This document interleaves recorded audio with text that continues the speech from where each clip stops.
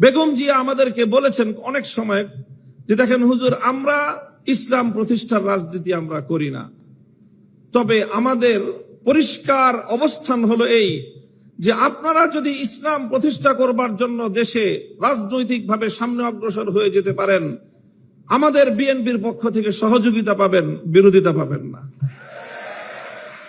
আমি আজকে আপনাদের এই উপস্থিতিকে বেগম জিয়ার দুটি কথা উদ্ধৃত করতে চাই।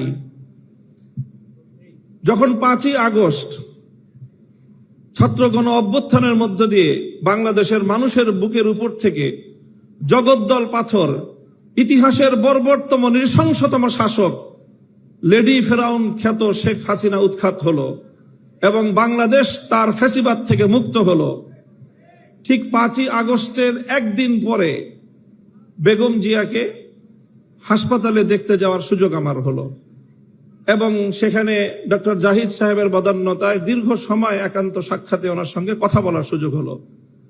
চিন্তা করেন, যেই মহিলা অশীতিপর বয়সে জীবন মৃত্যুর সন্ধিক্ষণে দাঁড়িয়ে যার দ্বারা এমনভাবে নিগৃহীত হয়েছেন, অপমানিত হয়েছেন, নিজের প্রিয় বাস্তু ভিটা তাকে ছাড়তে হয়েছে এবং জীবন মৃত্যুর মাঝামাঝি দাঁড়িয়ে বছরের পর বছর কারাগারে তাকে নিক্ষিপ্ত থেকে মৃত্যুর প্রহর গুনতে হয়েছে, যার উপর অত্যাচার এবং নির্যাতনের কোনো সীমা ছিল না, সেই বেগম জিয়া যখন জানতে পারে তার সামনেই তো ঘটছিল বাংলাদেশের এই পরিবর্তন, পট পরিবর্তন, শেখ হাসিনার এই পতন, স্বাভাবিকভাবেই তখন তো তার সঙ্গে কথা বললে প্রতিক্রিয়ার মধ্যে শেখ হাসিনার কিছু পর্যালোচনা, শেখ হাসিনার শাসনামলের কিছু জুলুম নির্যাতনের কিছু বিবরণ, তার ক্ষোভ, তার দুঃখ, মর্মবেদনার কিছু গল্প উঠে আসার কথা। আমি বিস্ময়াভিভূত হলাম। তার সঙ্গে প্রায় আধা ঘন্টার মতো আমার কথা হলো। তিনি আধা ঘন্টার মধ্যে একবারও শেখ হাসিনার নাম উচ্চারণ করেননি। তিনি পূর্ণ সময়টায় দুটি কথা বলেছেন। একটা হলো আমার মরহুম বাবা শাইখুল হাদিস সাহেবের সঙ্গে তার রাজনীতির কিছু স্মৃতিচারণ তিনি করলেন এবং আমাকে সেজন্য অভিনন্দন জানালেন। আর দ্বিতীয় আরেকটি কথাই তিনি বারবার বললেন।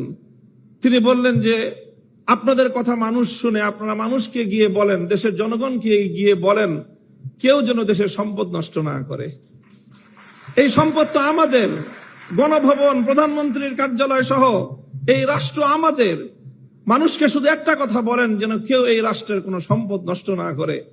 আমি অভিভূত হলাম যে এই পরিস্থিতিতে একজন মানুষ, তার কিন্তু নিজের অতীত জীবনের দুঃখ কষ্ট নিয়ে কোনো ইতিহাস তার মনে নেই, তার শুধু মনে দেশপ্রেম, মানুষের ভালোবাসা, দেশের সম্পদের ভালোবাসা, দেশটা যেন এগিয়ে যেতে পারে।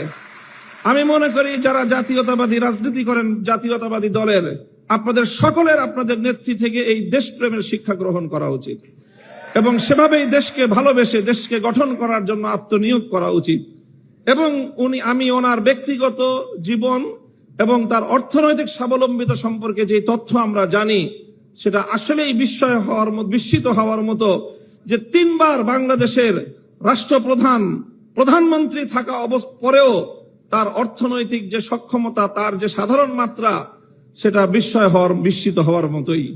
কাজেই সেই চেতনা থেকে, সেই প্রেরণার দ্বারা আপনারা রাজনীতি করবেন, এটা জাতীয়তাবাদী ছাত্র দলের সকল নেতাকর্মীর প্রতি আমার উদাত্ত আহ্বান থাকবে।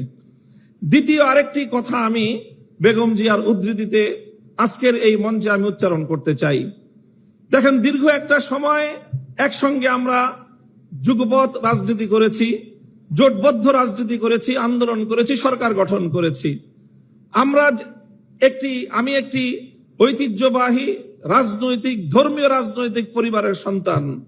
আমাদের রাজনীতির মুখ্য উদ্দেশ্য হলো আল্লাহর জমিনে আল্লাহর দ্বীন প্রতিষ্ঠিত করা, আল্লাহর জমিনে খেলাফত ব্যবস্থা কায়েম করা। এটাই হলো আমার রাজনীতির মূল দর্শন। তবে আপনারা যেই রাজনীতি করেন, সেই রাজনীতির সাথে আমাদের রাজনীতির কিছুটা পার্থক্য আছে।